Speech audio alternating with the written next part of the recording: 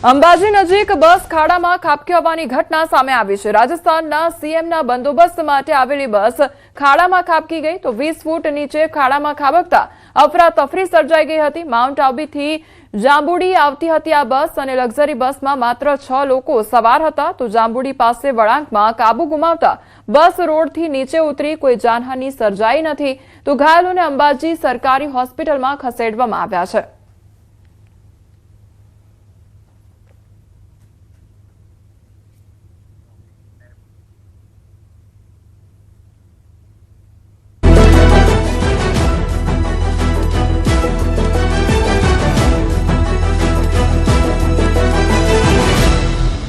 વલસાડ જિલ્લામાં મેઘમહેર તો વડોદરામાં અછત વચ્ચે પાણીનો વેડફાટ।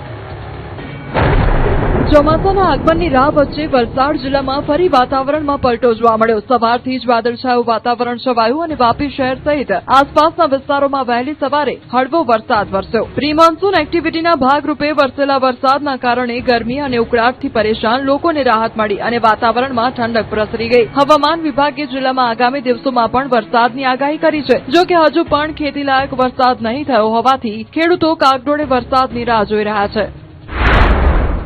તો આ તરફ વડોદરા શહેરના રસ્તા પર વગર વરસાદે પાણીનું સામ્રાજ્ય જોવા મળ્યું। એક તરફ શહેરમાં પાણીનો કકળાટ છે ત્યારે હરિનગર બ્રિજ નીચે પાણીનો બેફામ વેડફાટ થતો જોવા મળ્યો। પીવાના પાણીની લાઇન તૂટી જતા લાખો ગેલન પાણી રસ્તા પર ફરી વળ્યું। પાણી માટેની કામગીરી દરમિયાન લાઇન તૂટી જતા રસ્તો બેટમાં ફેરવાઈ ગયો તો પાણીનો વેડફાટ થતા દ્રશ્યો કોન્ટ્રાક્ટરની બેદરકારીના પુરાવા આપી રહ્યા છે। રસ્તા પર પાણીને વેડફાટથી નાગરિકો અને વાહન ચાલકોને ભારે હાલાકીનો સામનો કરવો પડ્યો।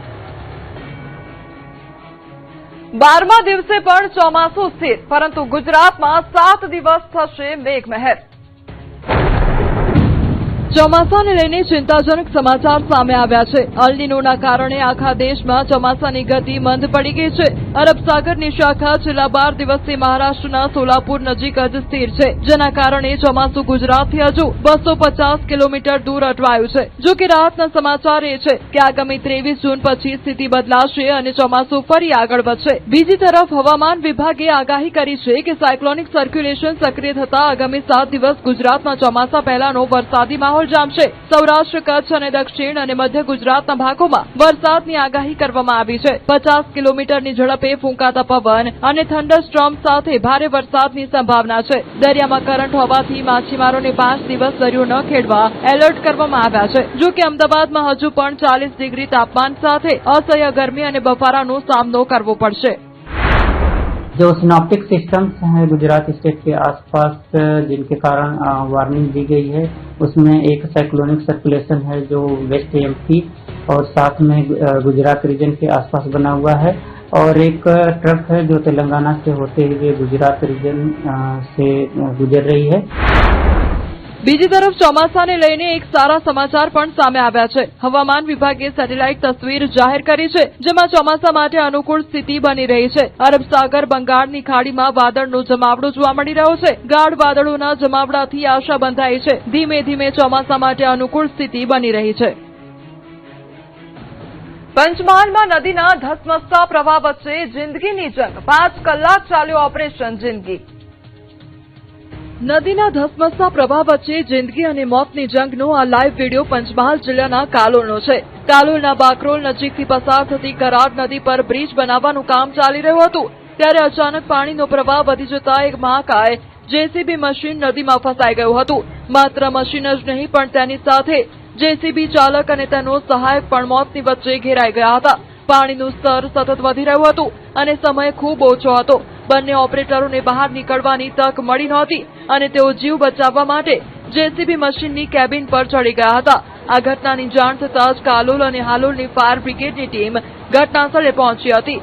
નદીમાં પાણીનો પ્રવાહ અત્યંત તેજ હોવાથી રેસ્ક્યુ કામગીરી પડકારજનક બની। ફાયર ફાઈટરોએ 5 કલાકની જહેમત બાદ બંને યુવકોને મોતના મુખમાંથી હેમખેમ બહાર કાઢી લીધા। આ સફળ રેસ્ક્યુ ઓપરેશન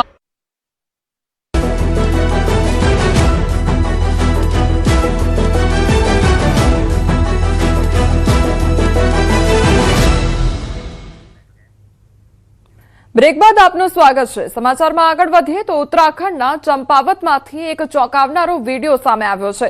જ્યાં 38 વર્ષીય પોલીસકર્મી જીમમાં વર્કઆઉટ કરી રહ્યા હતા તે દરમિયાન અચાનક તેઓ જમીન પર ઢળી પડ્યા, જેના સીસીટીવી ફૂટેજ પણ સામે આવ્યા છે।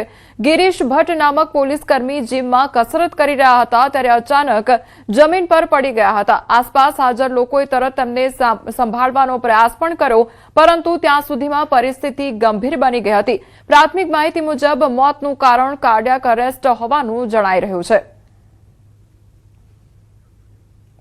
તો 38 વર્ષીય પોલીસકર્મી કે જેઓ જીમમાં કસરત કરી રહ્યા હતા અને એકાએક તેઓ નીચે ઢળી પડ્યા હતા તો કાર્ડિયાક અરેસ્ટના કારણે મોત થયાનું સામે આવી રહ્યું છે। આખી ઘટનાના સીસીટીવી ફૂટેજ પણ સામે આવી રહ્યા છે।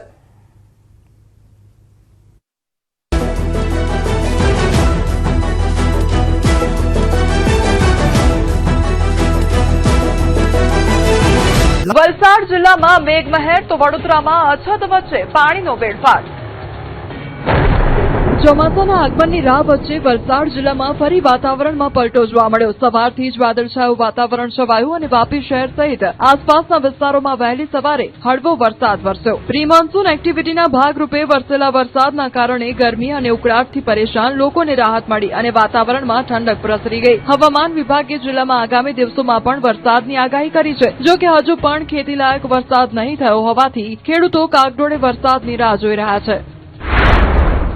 તો આ તરફ વડોદરા શહેરના રસ્તા પર વગર વરસાદે પાણીનું સામ્રાજ્ય જોવા મળ્યું। એક તરફ શહેરમાં પાણીનો કકળાટ છે, ત્યારે હરિનગર બ્રિજ નીચે પાણીનો બેફામ વેડફાટ થતો જોવા મળ્યો। પીવાના પાણીની લાઇન તૂટી જતા લાખો ગેલન પાણી રસ્તા પર ફરી વળ્યું। પાણી માટેની કામગીરી દરમિયાન લાઇન તૂટી જતા રસ્તો બેટમાં ફેરવાઈ ગયો તો પાણીનો વેડફાટ થતા દ્રશ્યો કોન્ટ્રાક્ટરની બેદરકારીના પુરાવા આપી રહ્યા છે। રસ્તા પર પાણીને વેડફાટથી નાગરિકો અને વાહન ચાલકોને ભારે હાલાકીનો સામનો કરવો પડ્યો। 12મા દિવસે પણ ચોમાસું સ્થિર, પરંતુ ગુજરાતમાં 7 દિવસ થશે મેઘમહેર। ચોમાસાને લઈને ચિંતાજનક સમાચાર સામે આવ્યા છે। અલ નીનોના કારણે આખા દેશમાં ચોમાસાની ગતિ મંદ પડી ગઈ છે। અરબ સાગરની શાખા છેલ્લા 12 દિવસથી મહારાષ્ટ્રના સોલાપુર નજીક જ સ્થિર છે, જેના કારણે ચોમાસું ગુજરાતથી હજુ 250 કિલોમીટર દૂર અટવાયું છે। જો કે રાહતના સમાચાર એ છે કે આગામી 23 જૂન પછી સ્થિતિ બદલાશે અને ચોમાસું ફરી આગળ વધશે। બીજી તરફ હવામાન વિભાગે આગાહી કરી છે કે સાયક્લોનિક સર્ક્યુલેશન સક્રિય થતા આગામી 7 દિવસ ગુજરાતમાં ચોમાસા પહેલાનો વરસાદી માહોલ જામશે। સૌરાષ્ટ્ર, કચ્છ અને દક્ષિણ અને મધ્ય ગુજરાતના ભાગોમાં વરસાદની આગાહી કરવામાં આવી છે। 50 કિલોમીટરની ઝડપે ફૂંકાતા પવન અને થંડરસ્ટોર્મ સાથે ભારે વરસાદની સંભાવના છે। દરિયામાં કરંટ હોવાથી માછીમારોને 5 દિવસ દરિયો ન ખેડવા એલર્ટ કરવામાં આવ્યા છે। જો કે અમદાવાદમાં હજુ પણ 40 ડિગ્રી તાપમાન સાથે અસહ્ય ગરમી અને બફારાનો સામનો કરવો પડશે। जो सिनॉप्टिक सिस्टम्स हैं गुजरात स्टेट के आसपास, जिनके कारण वार्निंग दी गई है, उसमें एक साइक्लोनिक सर्कुलेशन है जो वेस्ट एमपी और साथ में गुजरात रीजन के आसपास बना हुआ है, और एक ट्रक है जो तेलंगाना से होते हुए गुजरात रीजन से गुजर रही है। બીજી તરફ ચોમાસાને લઈને એક સારા સમાચાર પણ સામે આવ્યા છે। હવામાન વિભાગે સેટેલાઇટ તસવીર જાહેર કરી છે, જેમાં ચોમાસા માટે અનુકૂળ સ્થિતિ બની રહી છે। અરબ સાગર બંગાળની ખાડીમાં વાદળનો જમાવડો જોવા મળી રહ્યો છે। ગાઢ વાદળોના જમાવડાથી આશા બંધાઈ છે। ધીમે ધીમે ચોમાસા માટે અનુકૂળ સ્થિતિ બની રહી છે। પંચમહાલમાં નદીના ધસમસતા પ્રવાહ વચ્ચે જિંદગીની જંગ, 5 કલાક ચાલ્યો ઓપરેશન જિંદગી। નદીના ધસમસતા પ્રવાહ વચ્ચે જિંદગી અને મોતની જંગનો આ લાઈવ વિડીયો પંચમહાલ જિલ્લાના કાલોલનો છે। કાલોલના બાકરોલ નજીકથી પસાર થતી કરાર નદી પર બ્રિજ બનાવવાનું કામ ચાલી રહ્યું હતું, ત્યારે અચાનક પાણીનો પ્રવાહ વધી જતા એક મહાકાય જેસીબી મશીન નદીમાં ફસાઈ ગયું હતું। માત્ર મશીન જ નહીં પણ તેની સાથે જેસીબી ચાલક અને તેનો સહાયક પણ મોતની વચ્ચે ઘેરાઈ ગયા હતા। પાણીનું સ્તર સતત વધી રહ્યું હતું અને સમય ખૂબ ઓછો હતો। બંને ઓપરેટરોને બહાર નીકળવાની તક મળી નહોતી અને તેઓ જીવ બચાવવા માટે જેસીબી મશીનની કેબિન પર ચડી ગયા હતા। આ ઘટનાની જાણ થતાં જ કાલોલ અને હાલોલની ફાયર બ્રિગેડની ટીમ ઘટનાસ્થળે પહોંચી હતી। નદીમાં પાણીનો પ્રવાહ અત્યંત તેજ હોવાથી રેસ્ક્યુ કામગીરી પડકારજનક બની। ફાયર ફાઈટરોએ 5 કલાકની જહેમત બાદ બંને યુવકોને મોતના મુખમાંથી હેમખેમ બહાર કાઢી લીધા। આ સફળ રેસ્ક્યુ ઓપરેશન બાદ તંત્ર અને સ્થાનિક લોકોએ રાહતનો શ્વાસ લીધો। આગાહી પર આર પારની લડાઈમાં સંતની એન્ટ્રી, જયંત પંડ્યાને ફેંકી ચેલેન્જ। પણ આપના ટીવીના માધ્યમથી એક ડિબેટ ગોઠવો. આગાહીકારો અને વિજ્ઞાન જાથા વચ્ચેની આરપારની લડાઈમાં હવે સંત સમાજે ઝંપલાવ્યું છે. આગાહીકારોને વિજ્ઞાન જાથાના જયંત પંડ્યા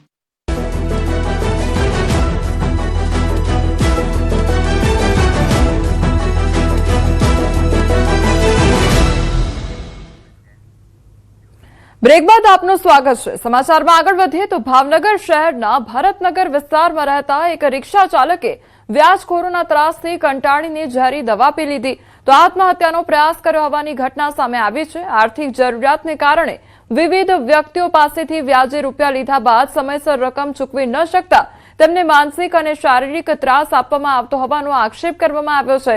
તેમજ ધમકીઓ મળતા કંટાળીને તેમણે આ પગલું ભર્યું હોવાનું ફરિયાદમાં જણાવ્યું છે. હાલ સારવાર બાદ રિક્ષા ચાલકે 4 વ્યક્તિઓ વિરુદ્ધ ભરતનગર પોલીસ સ્ટેશનમાં ફરિયાદ નોંધાવતા પોલીસે વધુ તપાસ હાથ ધરી છે. મારે આગળથી જ્યાંથી મેં પૈસા લીધા હતા એને મેં પૈસા આપ્યા, લાખ રૂપિયા બીજા દેવાના હતા, પણ ટોટલ બહુ કરતા હતા. એની માટે આ બનાવવા માટે મેં દવા પીધી છે. એ બનાવવામાં હું ઘરેથી નીકળતો ને સવારે રિક્ષા લઈને નીકળું ને એવા ટોચર આપે ને હું ધંધોય નહોતો કરી શકતો.